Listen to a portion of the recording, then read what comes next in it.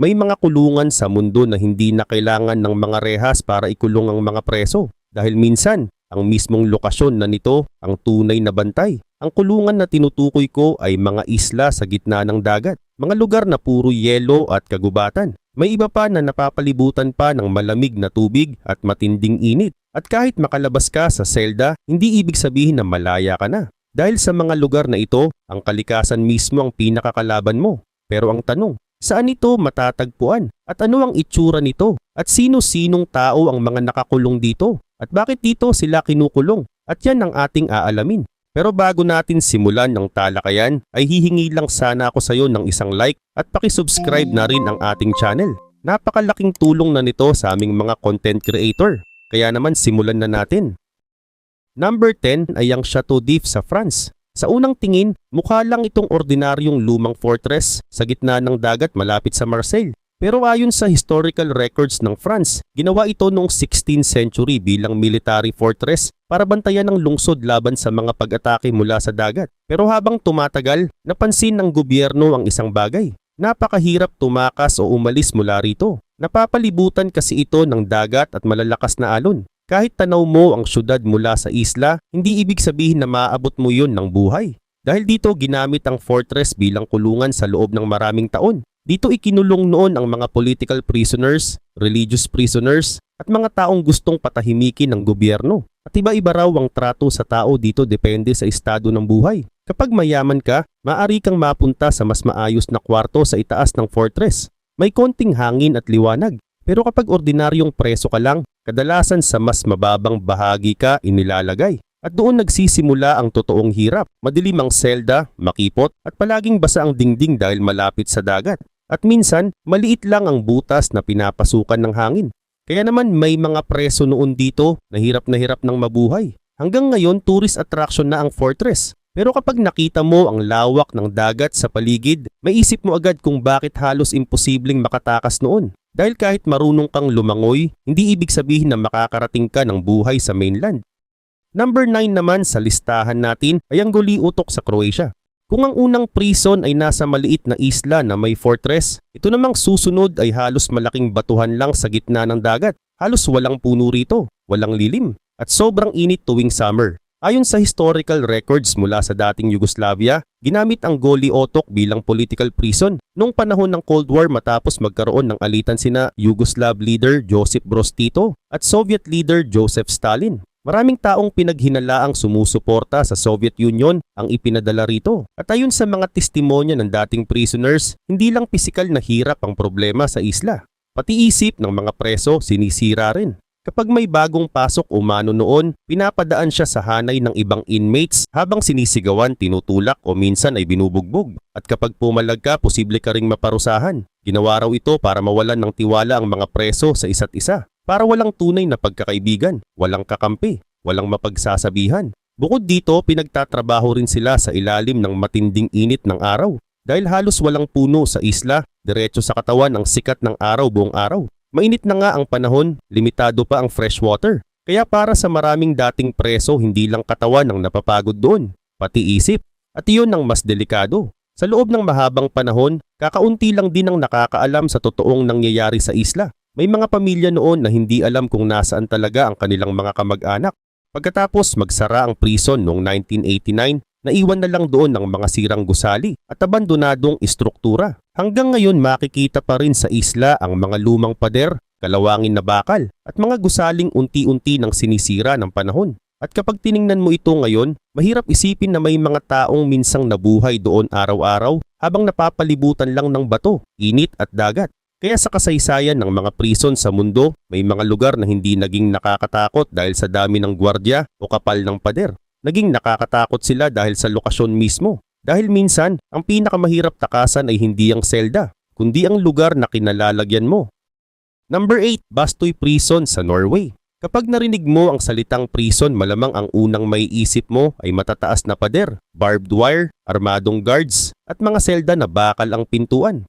Pero sa Norway may isang prison na halos kabaligtaran ng lahat ng iyon, at iyon ang Bastøy Prison. Matatagpuan ito sa isang maliit na isla sa Oslo Fjord, ilang oras ang layo mula sa kabisera ng Norway. Pero kapag nakita mo ang lugar, mas mukha pa itong tahimik na probinsya kaysa kulungan. May mga puno, may farmland, may dalampasigan, may mga kahoy na bahay. At ayon sa Norwegian Correctional System, dito nakatira ang mahigit 100 inmates, kabilang ang ilan na nakagawa ng mabibigat na krimen. Pero ang pinaka nakakagulat, halos walang mataas na pader sa paligid, walang razor wire, walang armadong sundalo na nagbabantay sa bawat sulok. At maraming inmates dito ang nakatira sa simpleng cottages imbis na tradisyonal na selda. Sila mismo ang nagluluto ng pagkain nila, nag-aalaga ng hayop, nagtatanim, at nagtatrabaho sa iba't ibang gawain sa loob ng isla. May library rin, may church, may sauna. At tuwing summer, pinapayagan pa silang lumangoy sa malamig na tubig ng fjord.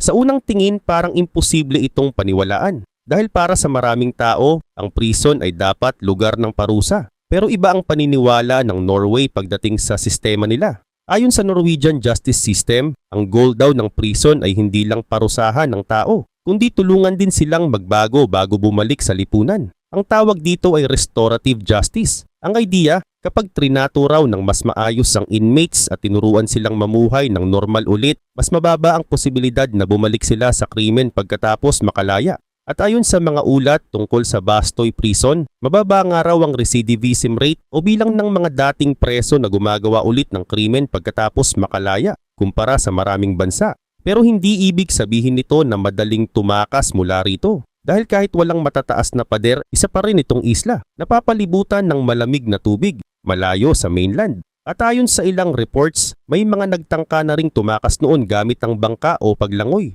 Pero karamihan, hindi na sinusubukan. Dahil para sa maraming inmates, mas maayos pa raw ang buhay nila sa loob kaysa sa naging buhay nila dati sa labas. At iyon ang dahilan kung bakit kakaibay ang Bastoy. Habang ang ibang prison sa mundo ay gumagamit ng takot at matinding security para kontrolin ng inmates, ang prison na ito ay gumagamit ng tiwala, responsibilidad at normal na pamumuhay. At nakakagulat man pakinggan, gumagana raw ito ng mas maayos kaysa sa ilang high security prisons sa ibang bansa.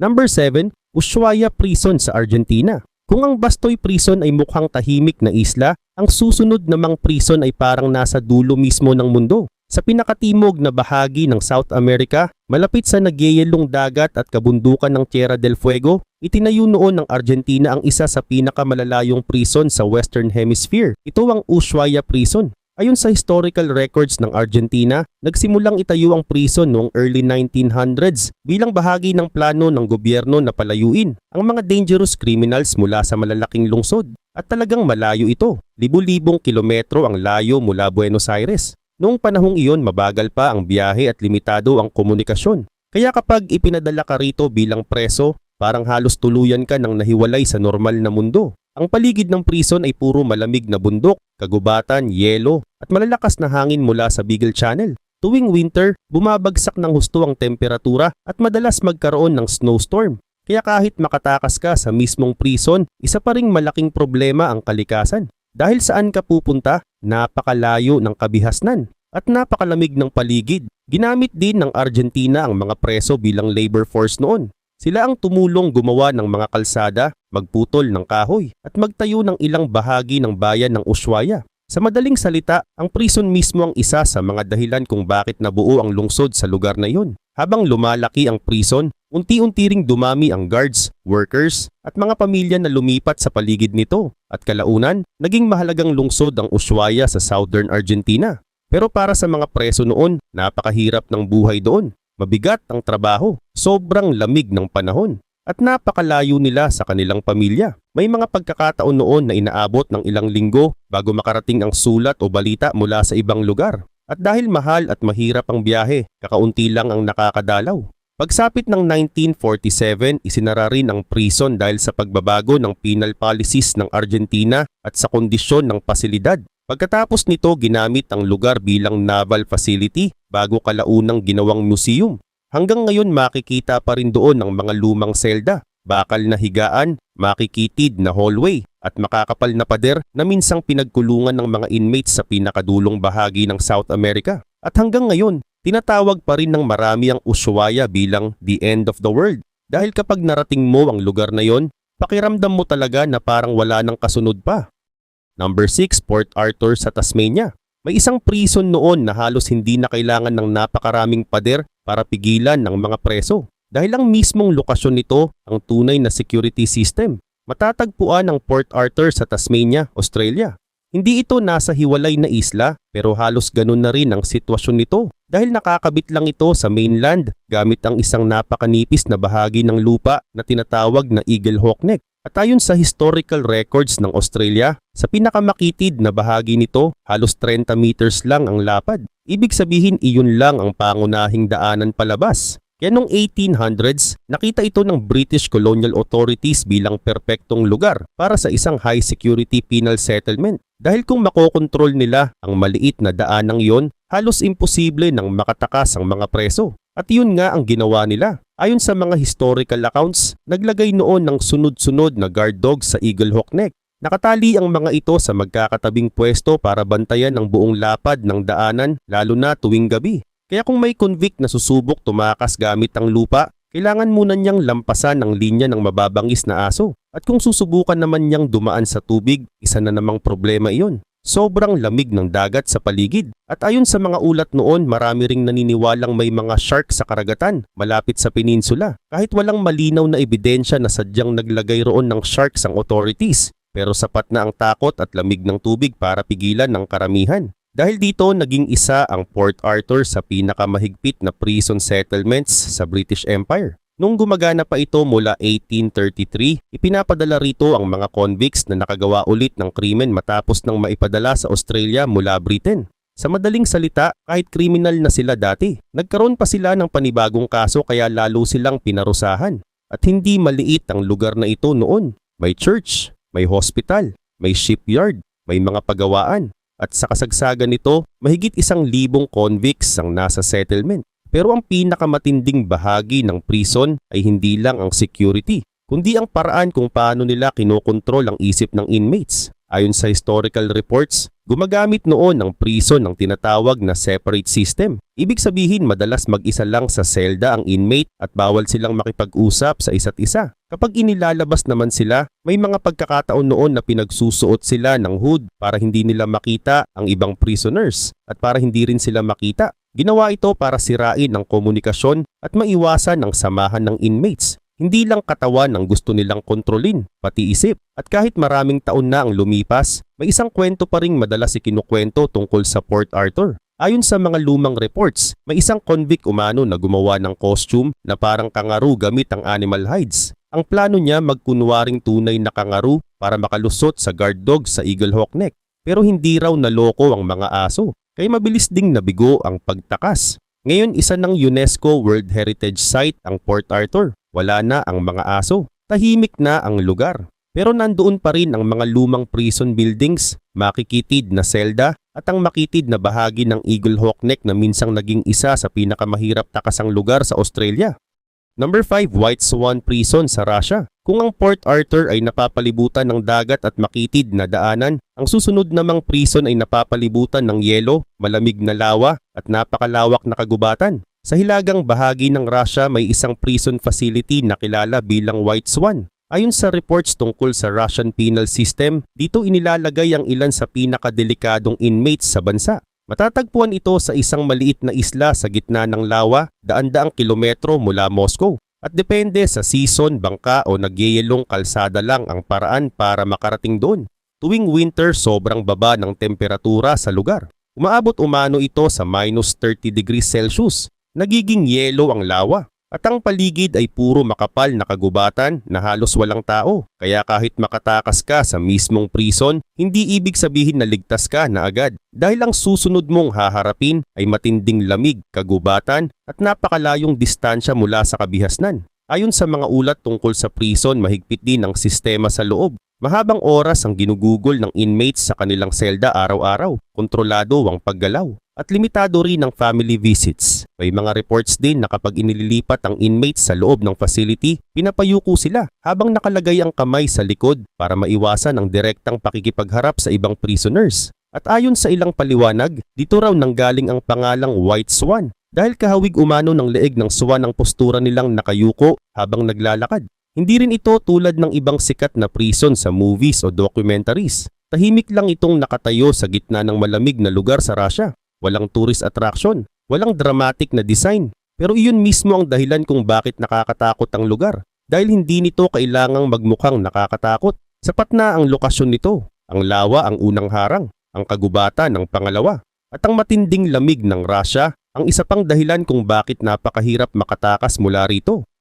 Number 4. Presidio Modelo sa Cuba. May mga prison na gumagamit ng matataas na pader para bantayan ng inmates. Pero may isang prison noon sa Cuba na ibang paraan ang ginamit. Hindi lang katawan ng preso ang gusto nitong kontrolin, pati isip. Matatagpuan ang Presidio Modelo sa Isla de la Juventud, isang isla sa timog ng Cuba. Ayon sa historical records, itinayo ito noong 1920s sa panahon ng pamumuno ni Gerardo Machado. At kakaiba agad ang design nito. Imbes na ordinaryong rectangular na prison building, ginawa itong malalaking bilog na gusali. Sa gitna ng bawat building may observation tower at sa paligid naman nito nakapalibot ang mga selda. Ibig sabihin mula sa gitnang tower, pwedeng makita ng guard ang halos lahat ng inmates. Pero ang problema para sa mga preso, hindi nila alam kung may nakatingin ba talaga sa kanila o wala. Dahil hindi nila nakikita ng malinaw ang nasa loob ng tower. At yun mismo ang purpose ng design. Ang tawag dito ay panopticon.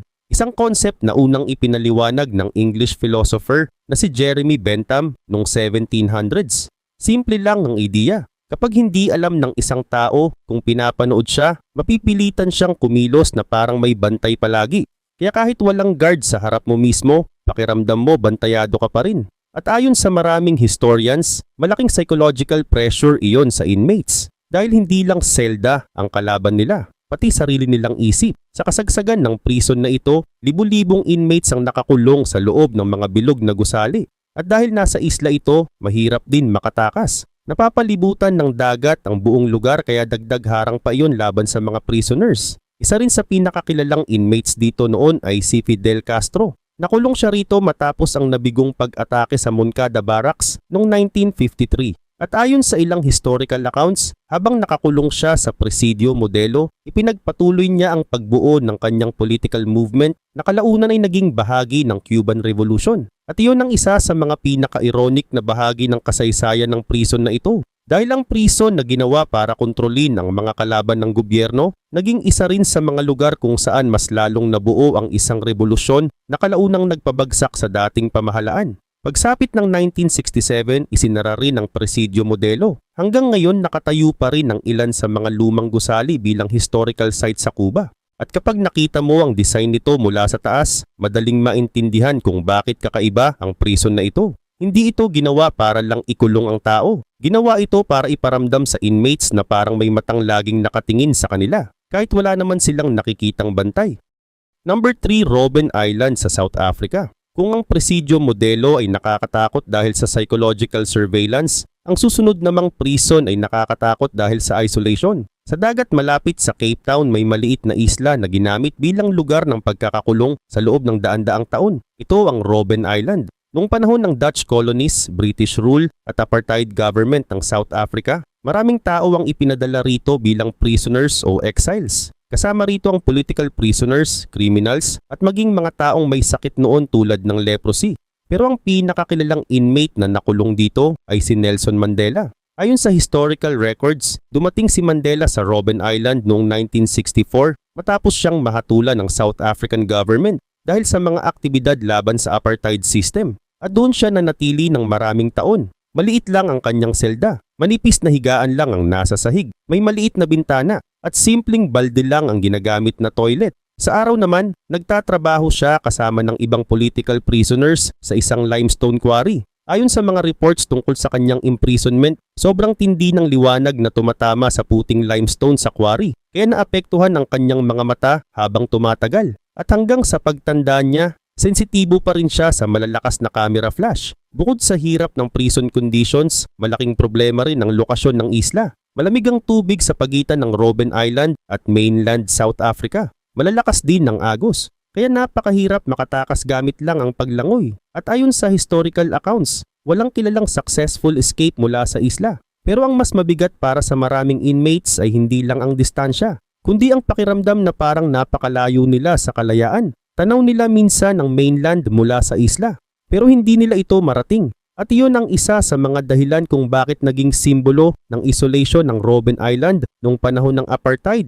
Pagkatapos ng maraming taon, nailipat si Nelson Mandela sa ibang prison bago siya tuluyang nakalaya noong 1990. At makalipas ang ilang taon, naging unang democratically elected president siya ng South Africa. Samantala, isinara rin kalaunan ang Robben Island Prison at ginawang museum. Hanggang ngayon may mga dating prisoners na minsan ay nagsisilbing tour guides doon. Tahimik nilang ikinukwento ang mga nangyari sa loob ng isla habang nakatayo mismo sa mga lugar kung saan sila minsang ikinulong. At sa dating quarry kung saan nagtatrabaho si Mandela, may memorial ngayon na gawa sa mga bato. Mga batong inilagay rin ng mga dating prisoners bilang simbolo ng kanilang pinagdaanan. At hanggang ngayon, nananatiling isa ang Robben Island sa pinakamakasaysayang prison sites sa mundo. Hindi dahil pinakamalaki ito, hindi dahil pinakamoderno, kundi dahil isa itong lugar kung saan sinubukang sirain ang pag-asa ng maraming tao. Pero para sa ilan tulad ni Nelson Mandela, hindi iyon nangyari. Number 2, San Pedro Prison sa Bolivia. May prison na nasa bundok, may prison na nasa isla. Pero ang San Pedro Prison sa Bolivia, ibang klase. Nasa gitna mismo ito ng La Paz, ang capital city ng Bolivia. Sa labas normal lang ang paligid, may kalsada, may tindahan, may mga tao. May traffic pero sa likod ng gate may prison na parang sariling maliit na bayan. Ayon sa BBC Mundo at iba pang reports, kakaiba ang sistema sa loob ng San Pedro. Dito ang inmates mismo ang bumibili o umuupa ng tutuluyan nila. Kapag may pera ang preso, mas maayos ang lugar niya. Pwede siyang magkaroon ng sariling kwarto, kama, kusina at banyo. Pero kapag wala siyang pera, pwede siyang matulog sa masikip na lugar, hallway o hagdan. Kaya sa loob ng prison na ito, kitang-kita pa rin ang agwat ng mayaman at mahirap. May inmates na mas komportable, may inmates na hirap. At ang pinakakakaiba, hindi guards ang nagpapatakbo sa loob. Ayon sa mga ulat, pulis ang nagbabantay sa labas. Pero sa loob may sariling sistema ang prisoners. May mga leader sila, may rules sila, may bayarin, may sariling paraan ng pag-aayos ng problema. Parang barangay sa loob ng kulungan. Pero prison pa rin ito. At dahil kulang ang support system, may mga pamilya rin na tumitira sa loob. Ayon sa reports, may mga bata noon na nakatira kasama ang kanilang nakakulong na magulang sa San Pedro. Sa umaga, may mga batang pumapasok sa school. Pagkatapos babalik sila sa prison dahil doon nakatira ang pamilya nila. Para sa ibang tao, nakakagulat ito. Bakit may bata sa loob ng kulungan? Pero ayon sa mga report, mahirap ang sitwasyon. Kung aalisin ng bata sa magulang, sino ang mag-aalaga? Kung iiwan naman sa prison, hindi rin magandang environment yon. Kaya naging malaking issue ito sa Bolivia. Hindi ito simpleng kwento ng prison. Kwento rin ito ng kahirapan, pamilya at sistema na kulang ang suporta. May isa pang dahilan kung bakit kakaiba ang San Pedro. Napakataas ng lugar nito. Ang La Paz ay nasa mataas na bahagi ng Bolivia, mahigit 3,600 meters above sea level. Kapag hindi ka sanay sa ganitong taas, pwede kang hingalin agad, pwede kang sumakit ang ulo, pwede kang mabilis mapagod. Kaya para sa inmates na galing sa mas mababang lugar, kahit ang hangin mismo ay dagdag hirap. Noon naging sikat pa ang San Pedro sa ilang turista. Ayon sa The Guardian at iba pang reports, may mga foreign tourists dati na pumapasok sa prison para magpa-tour. Binabayaran nila ang ilang inmates para ipakita ang loob. Pero kalaunan, pinigilan ito ng government dahil delikado at mali ang dating ng ganitong klaseng prison tourism. Ang San Pedro Prison ay hindi nakakatakot dahil nasa dulo ito ng mundo. Nakakatakot ito dahil nasa gitna ito ng city. Pero sa loob parang ibang mundo ang takbo ng buhay. Doon kailangan mong bumili ng tutuluyan. Kailangan mong makisama sa sariling sistema ng inmates. At kung mahirap ka, mas lalo kang mahihirapan. Number 1, Black Dolphin Prison sa Russia. Kung ang San Pedro ay parang kulungang naging maliit na bayan, ang Black Dolphin naman ay kabaligtaran. Dito halos bawat galaw ng inmate ay kontrolado. Matatagpuan ang Black Dolphin Prison sa Sol-Iletssk, Russia, malapit sa border ng Kazakhstan. Ayon sa National Geographic at iba pang reports tungkol sa prison na ito, dito inilalagay ang ilan sa pinakadelikadong inmates sa Russia. Marami sa kanila ay may life sentence. Ibig sabihin malaki ang posibilidad na doon na nila gugulin ng buong buhay nila. Ang lugar pa lang mahirap na. Nasa malawak at halos patag na step ang prison. Tuwing summer, sobrang init. Tuwing winter, sobrang lamig. Kaya kahit may makatakas man sa building, hindi ibig sabihin ligtas na siya. Dahil sa labas malayo ang pupuntahan, malawak ang lupa, malamig o mainit ang panahon, at halos walang madaling matakbuhan. Pero ang pinakamatindi sa Black Dolphin ay ang sistema sa loob. Ayon sa mga ulat, bantayado ang inmates halos buong araw. Kapag inilalabas sila sa cell, madalas silang pinapayuko habang hawak ng guards ang kanilang mga kamay. May mga pagkakataon din na tinatakpan ang kanilang mata para hindi nila ma-memorize ang layout ng prison. Ginagawa ito para hindi sila madaling makapagplano ng pagtakas. Sa loob ng cell, kontrolado rin ang galaw. Hindi sila basta-basta nakakagalaw kung kailan nila gusto. May monitoring, may rules, at palaging nakaabang ang guards. Kaya ang pakiramdam dito, hindi lang nakakulong ang katawan. Pati isip mo, laging alerto. Nakuha ng prison ang pangalan nitong Black Dolphin dahil sa isang estatwa ng itim na dolphin na ginawa umano ng isang inmate. Kakaiba yun dahil sa lugar na sobrang higpit at halos walang puwang. Para sa personal expression, may isang bagay doon na ginawa hindi dahil utos ng sistema, kundi dahil may inmate na gumawa nito. Pero kahit may estatwang dolphin sa loob, hindi nito nababago ang totoong itsura ng buhay roon. Ang Black Dolphin ay prison para sa mga taong halos wala nang inaasahang makalabas. Hindi ito tourist spot. Hindi ito lugar ng second chance gaya ng ibang prison system. Ito ay lugar na ginawa para pigilan ng inmates sa bawat galaw. Sa San Pedro, ang prison ay parang magulong bayan sa loob ng city. Sa Black Dolphin, ang prison ay parang makina ng kontrol sa gitna ng malawak at malamig na lugar. Magkaiba sila ng itsura, pero pareho silang nagpapakita ng isang bagay. May mga kulungan na hindi lang tungkol sa pader. Minsan, ang tunay na kulungan ay ang sistema sa loob.